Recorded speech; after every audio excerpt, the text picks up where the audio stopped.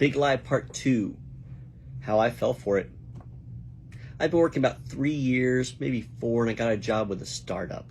Now, when I was hired, I was offered the same money as I was making before, but it's a startup. I was promised that as soon as I established myself and did a lot of great work, I would be rewarded and then some. Options, bonuses, and salary raises. All right, so I get in there.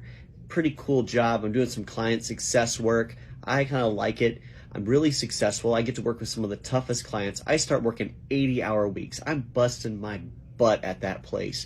I mean, I am just known throughout the company, helping my customers out. In fact, at the little company party one time, they gave me the Rookie of the Year award, right? It's the most impactful player for a new hire. Now it was time for my review. Okay, now remember, when companies do annual reviews, that is not the annual of when you start. It's the year after you start when they do reviews.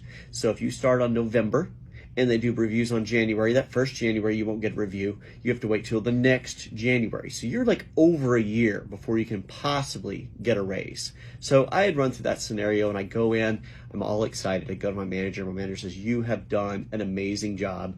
Thank you very much. You've got the recognition across the company. You've clients like you. This is incredible. Here you go." And they finally handed me my raise.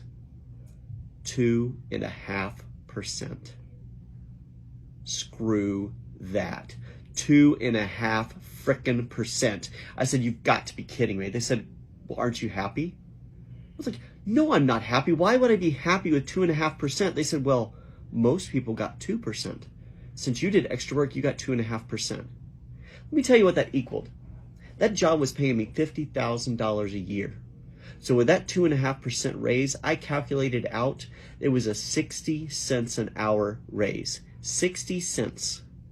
Now, government will take some of that, so let's make it 40 cents an hour take home. After a year and a half of work of busting my butt for 80 hours a week, well, that hit me hard. Stay tuned to part 3 and you'll find out what I did next.